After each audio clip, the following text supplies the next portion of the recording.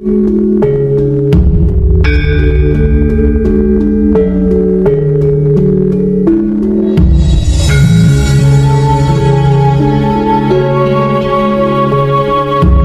dari Singapura siapa namanya? Hairul.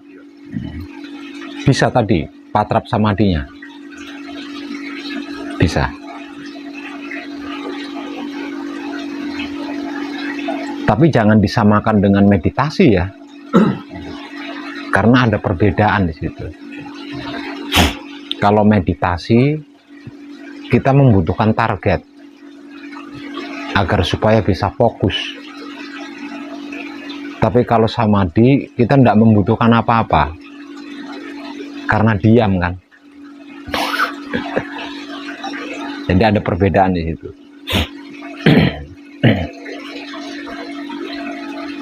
Lah untuk yang belum terbiasa diam ini rumit, Pak Hairul. Rumit sekali ya, sulit sekali. Karena kita tidak terbiasa, diam itu tidak terbiasa ya.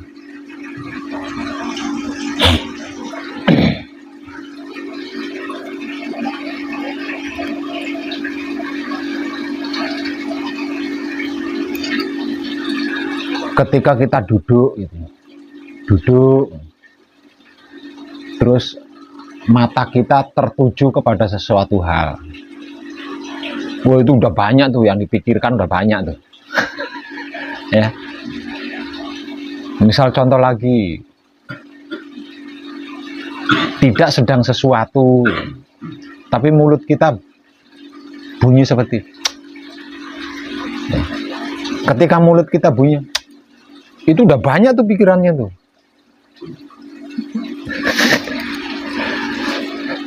Banyak itu yang dipikirkan itu. Apalagi, wah banyak. Nah kita terbiasa di situ, belum terbiasa diam. Jadi tidak menutup kemungkinan, ketika kita bersamadhi itu ada ajakan-ajakan untuk berpikir sesuatu hal, untuk menduga sesuatu hal, untuk mengira-ngira sesuatu hal dan lain sebagainya. Itu tidak menutup kemungkinan. Karena memang hukum alamnya seperti itu.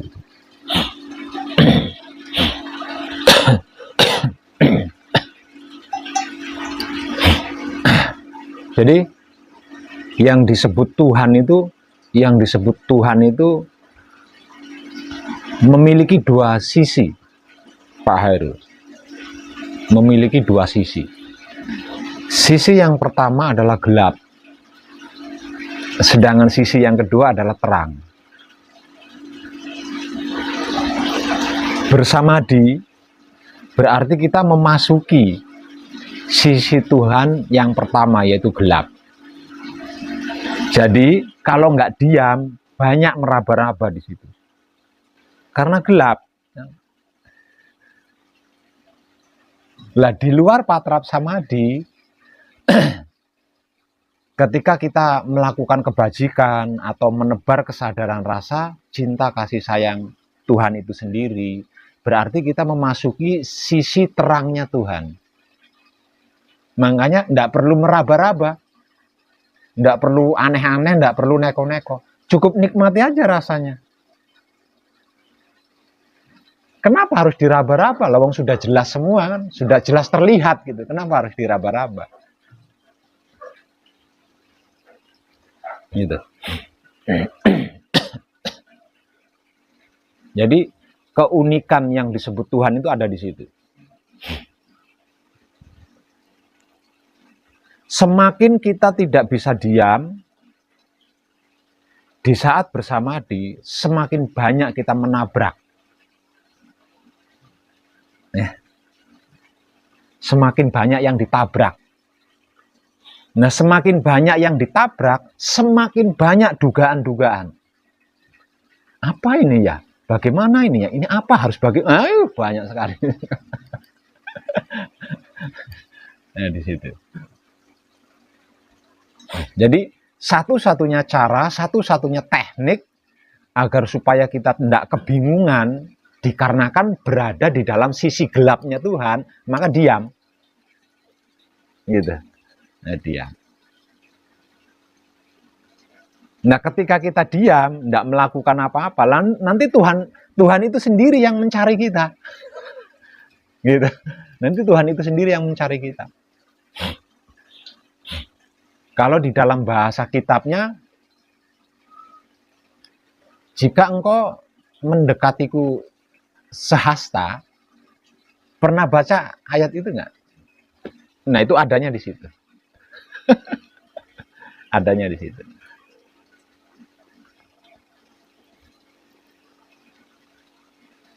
Jadi, kenapa harus diam ketika kita sampai di tahapan samadhi? Dikarenakan kita memasuki sisi gelapnya Tuhan. Yang namanya gelap kan, ya. Kalau sampai bergerak, sampai melakukan sesuatu, pasti kita banyak menyentuh sesuatu, menabrak sesuatu. Nah, semakin banyak yang kita tabrak, semakin banyak yang kita sentuh, semakin banyak prasangka-prasangka, praduga-praduga, ngira-ngira. Gitu.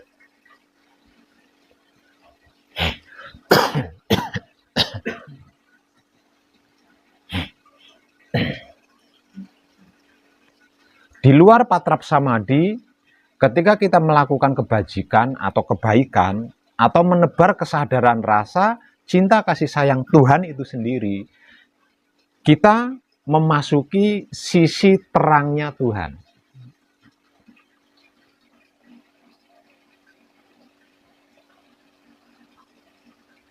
Nah, dikarenakan terang benderang, bahkan ketika malam hari pun mata kita tetap bisa melihat dengan nyata kan. Kalau di luar patrap samadhi. Bahkan di malam hari kita masih bisa melihat sesuatu dengan jelas. Karena apa? Karena itulah sisi terangnya Tuhan. Jadi sama, tidak perlu disangka-sangka, tidak perlu diduga-duga, dikira-kira, tidak perlu, tidak usah. Lawang sudah jelas, tinggal bergerak saja dan nikmati rasanya setiap pergerakan itu. Sebab pergerakan apapun itu adalah pergerakan Tuhan itu sendiri. Lah, umumnya manusia hidup belum terbiasa di sini, Pak Horil. Belum terbiasa di situ. Sebelumnya kita itu terbiasa ngerepoti Tuhan. Ya, kita terbiasa ngerepoti Tuhan, kita terbiasa ngerecoki Tuhan, kita terbiasa menebak-nebak, bahkan meramal. Sebelum Tuhan itu bergerak itu kita sudah ramal dulu. Sebelum Tuhan melakukan sesuatu kita sudah ngeramal dulu. Nah, kebiasaan kita di situ.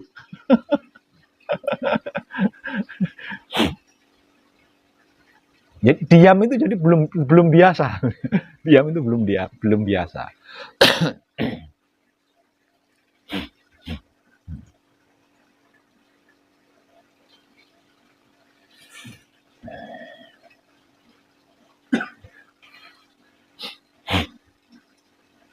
Jadi uniknya di situ, uniknya.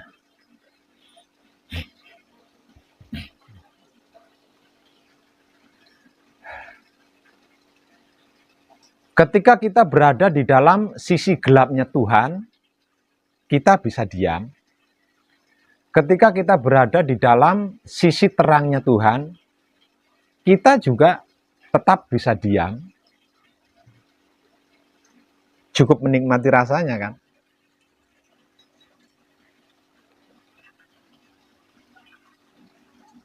Secara otomatis, sisi gelap dan sisi terangnya Tuhan akan menjadi kemanunggalan, akan menjadi satu kesatuan. Lah, sisi gelap dan sisi terangnya Tuhan yang manunggal, yang menyatu, ini di dalam spiritual Cina itu digambarkan sebagai ciyin ya, ciyin ya, bunder ya, bundar gini, terus dibagi dua seperti kecebong itu ya. Gelap dengan terang. Nah, itu kalau keyakinan Cina diilustrasikan seperti itu. Jika sisi gelap dan sisi terangnya Tuhan ini manunggal jadi satu. Nah, kalau diilustrasikan seperti itu, ketika gelap dan terangnya Tuhan ini manunggal jadi satu, itulah yang disebut alam semesta seisinya. Jadi tidak ada sesuatu yang tidak di dalamnya. Semua, segala, dan seluruhnya ada di dalamnya.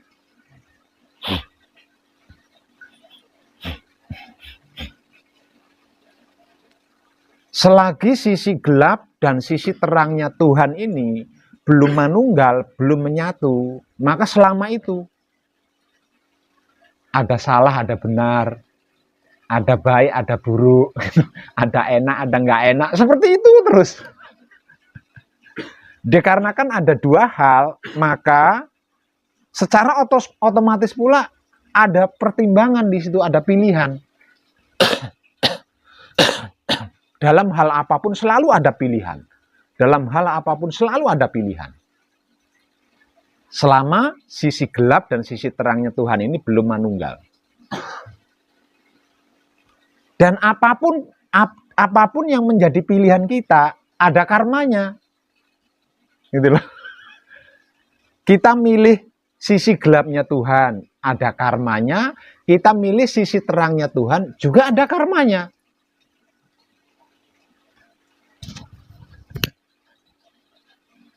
Nggak enaknya itu di situ. Makanya betapapun kita sudah mengerti tentang Tuhan, betapapun kita sudah paham tentang Tuhan, betapapun kita sudah tahu tentang Tuhan, tetap tidak memuaskan.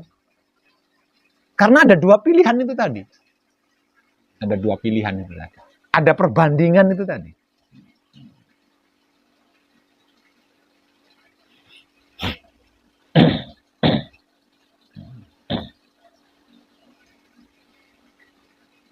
Metode paling umum atau cara paling umum di dalam pembelajaran spiritual adalah tidak menciptakan sesuatu yang di dalamnya tidak ada Tuhan. Itu metode paling umum.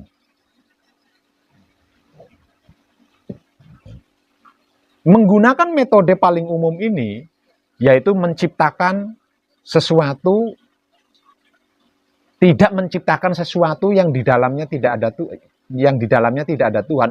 Ini sulit, Pak Hairul, sulit.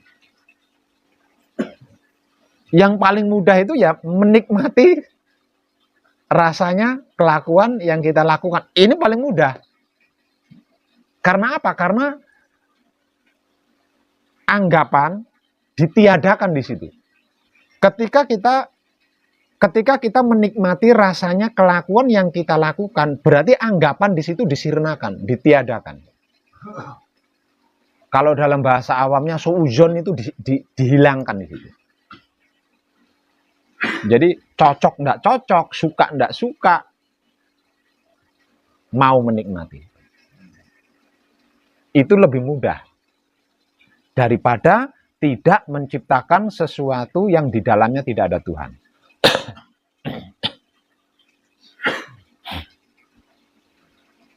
Karena apa? Karena kalau sisi gelap Tuhan dengan sisi terang Tuhan ini manunggal, berarti alam semesta seisinya. Nah, alam semesta seisinya ini kan, wow. Ya. Maka diharuskan tidak menciptakan sesuatu yang di dalamnya tidak ada Tuhan. Bagaimana mungkin mudah? Bagaimana mungkin mudah? Jadi, metode termudah adalah menikmati rasanya kelakuan yang kita lakukan. Dikarenakan apa?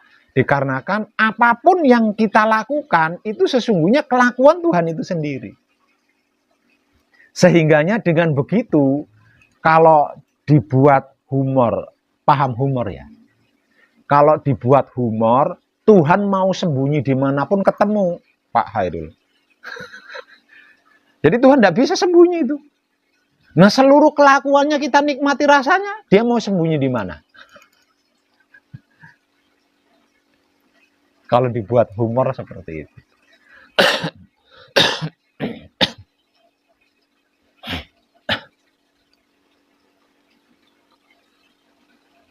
Itu ketika kita berada di dalam sisi terangnya Tuhan, yaitu di luar patrap samadhi. Nah, kalau di dalam sisi gelapnya Tuhan,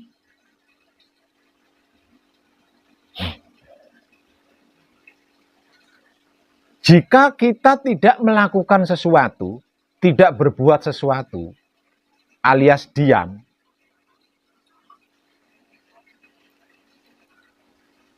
sesungguhnya rindunya kita, kerinduan kita terhadap Tuhan itu nggak ada apa-apanya dibanding kerinduan Tuhan terhadap manusia hidup. Artinya, ketika kita bertahan di situ, mampu bertahan di situ, kalau dihumorkan, saking rindunya Tuhan, Tuhan itu wow, kasmaran dia nyari sendiri gitu, karena saking rindunya kepada manusia. Lah manusia hidup yang dia rindui diam kan dia yang berupaya, dia sendiri yang berupaya. Nah, kalau Tuhan itu sendiri yang berupaya, mana ada sulit? Sulit itu kalau kita yang berupaya. Nah, ini jarang sekali disadari oleh para pelaku spiritual.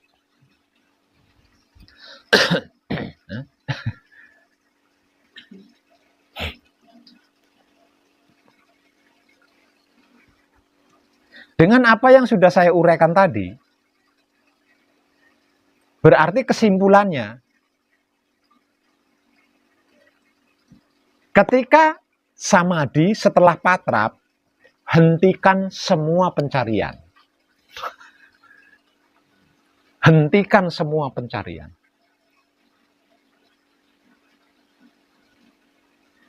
Ketika di luar patrap samadhi,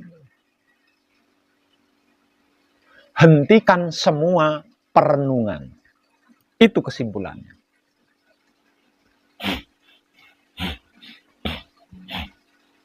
Hentikan semua perenungan. Apa yang direnungi? Lawang Tuhan itu bergerak dan bergerik sesuka-sukanya dia. Kita tidak bisa dikte. Instruksi nggak bisa. Saya maunya Tuhan kamu bergerak seperti, nggak bisa. Dia bergerak dan bergerik itu sesuka-sukanya dia sendiri. Nah, kalau sudah seperti itu, apa yang perlu kita renungkan?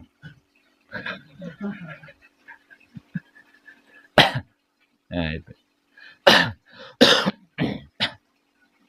Ketika kita bersamadhi setelah patrap,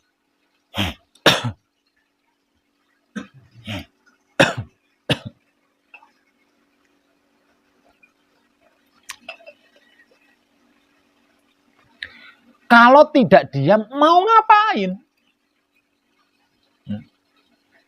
Misalnya mau mencari apa yang mau dicari? Kemana mau mencari? Lawang, alam semesta seisinya, alias yang disebut Tuhan, sesungguhnya itu ada di dalam diri. Terus mau nyarinya kemana?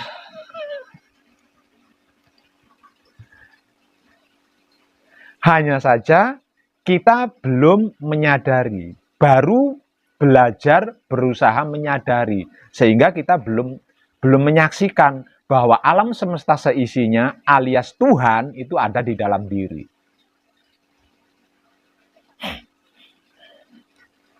Bagi seorang pelaku spiritual, hal ini bukan hal yang baru. Bagi seorang pelaku spiritual pasti udah ngerti tuh. Sudah ngerti, sudah paham, sudah tahu. bahwa sesungguhnya aku berada lebih dekat dari urat leher, satu. Barang siapa mengenal diri, pasti dia akan mengenalku, satu. Dua, sesungguhnya aku itu batinnya manusia, dan manusia itu wujud kenyataan dohirku.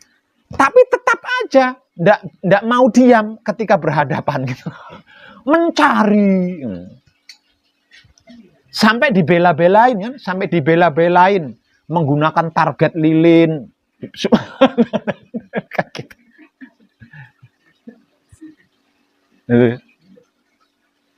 Ini kan.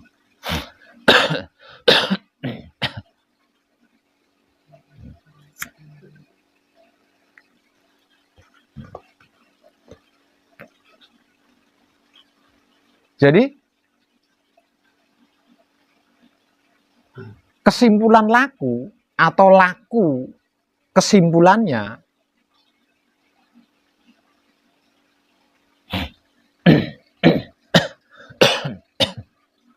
itu juga ada di dalam kitab-kitab pembelajaran bagi para pelaku spiritual. Bahwasanya yang dimaksud Tuhan itu adalah maha besar kan. Satu misal saya cinta kepada Tuhan 100%. Cintanya Tuhan kepada saya itu 1000%. Perbandingannya seperti itu, perbandingannya. Kalau saya rindu sama Tuhan, Tuhan lebih rindu kepada saya. Kalau saya mendekati Tuhan sejengkal, Tuhan akan mendekati saya sedepah. Lah dari sini kita bisa mengambil kesimpulan seharusnya. Nah kalau seperti itu, berarti kan saya harus jual mahal sama Tuhan. Kira-kira gitu enggak? Kalau memang iya seperti itu, berarti kesimpulannya saya harus jual mahal. Karena kalau saya tidak jual mahal, ngobrol cinta, ngobrol kasih, ngobrol sayang, kita kesulitan bertemu sama Tuhan. Tapi kalau saya jual mahal, Tuhan yang akan ngejar-ngejar kita. Logika aja itu, logika saja.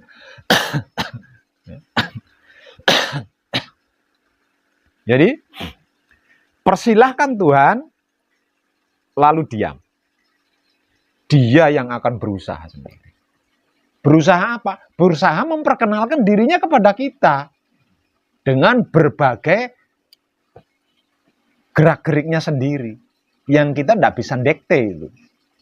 Jadi kita tinggal diam di dalam samadhi atau menikmati rasanya kelakuan Tuhan itu sendiri.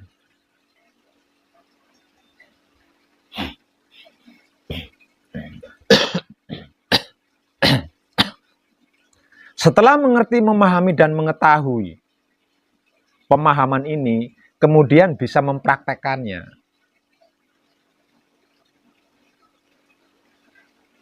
Tidak terlampau jauh. Tidak terlalu lama spiritualnya.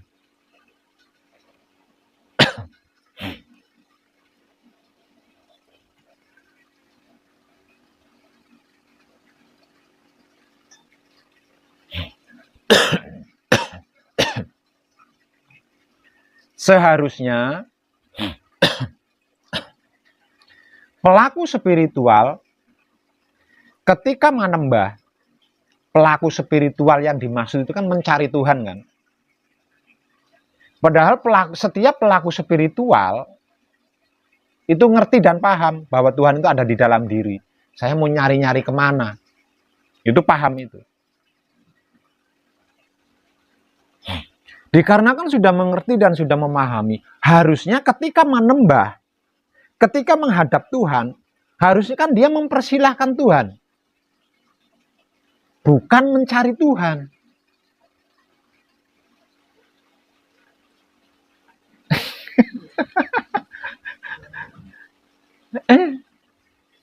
Kenapa Tuhan harus dipersilahkan? Kan kita rumah Tuhan. Kita kan Baitullah. Sebagai Baitullah harusnya kan mempersilahkan tuan rumahnya. Bukan mencari tuan rumahnya. Yang mencari itu harusnya tuan rumah. Tuan rumah mencari rumah. Bukan rumah mencari tuan rumah. Gitu.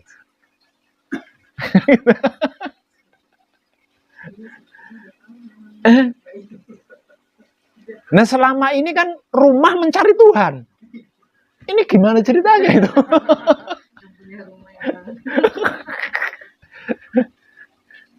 Rumah mencari Tuhan. Dianggapnya menurut si rumah Tuhan sedang merantau.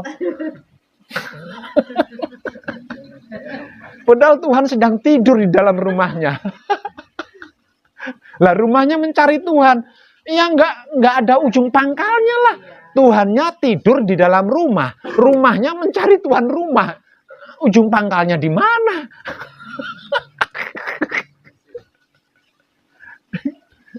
Lah ini yang selama ini belum kita sadari Pak Hairul.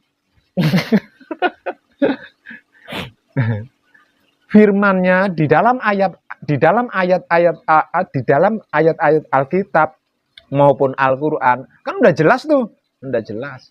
Artinya kita adalah Baitullah, rumahnya Tuhan. Nah, kalau kita itu rumahnya Tuhan, berarti Tuhan itu kan tuan rumah. Nah, kalau sudah jelas seperti itu, ngapain rumah itu capek-capek mencari tuan rumah?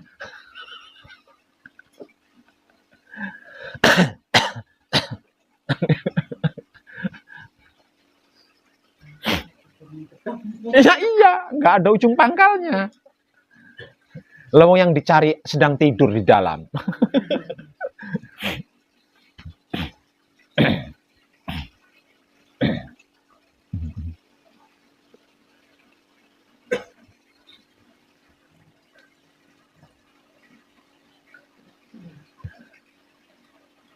Di Pulau Jawa ada sejarah tentang itu Pak Hairul.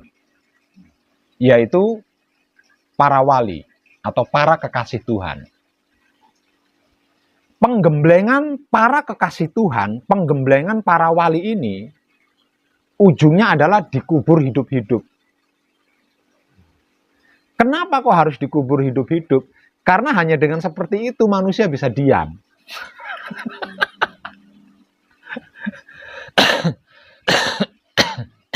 Ya?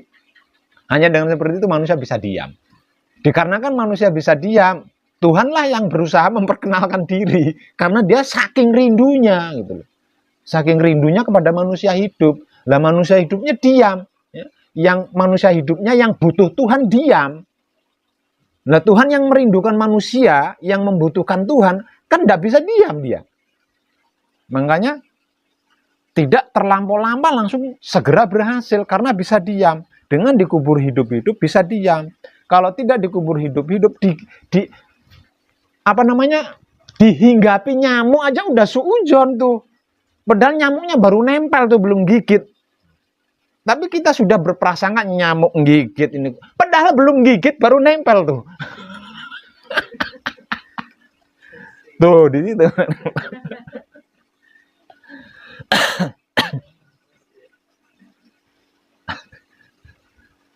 Andai saja metode ini diketahui ketika zamannya para kekasih Tuhan atau para wali, tentunya para wali tidak harus dikubur hidup-hidup. Makanya beruntunglah kita tidak hidup di zamannya para wali.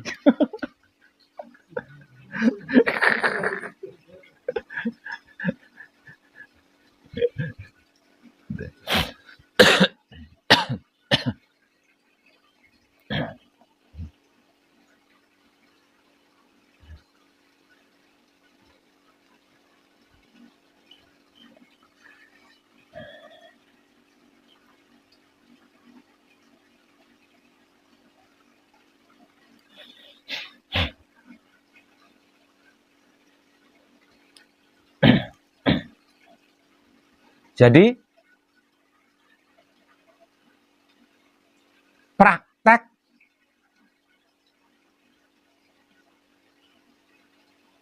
terhebat di dalam pengkajian mankung atau gembleng adalah bersedia diam dan menikmati rasanya gerak-gerik Tuhan. Dua hal itu, Pak Hairul. Intinya itu ada di situ. Puncaknya itu ada di situ. Bisa diam ketika bersama di setelah patrap dan mau menikmati rasanya kelakuan Tuhan yang menggerak-gerikkan jiwa raga kita, maka klimaknya adalah Tuhan itu sendiri. Kalau dalam istilah Jawanya, yang mijil adalah Romo itu sendiri. Jadi yang klimak itu Tuhan itu sendiri.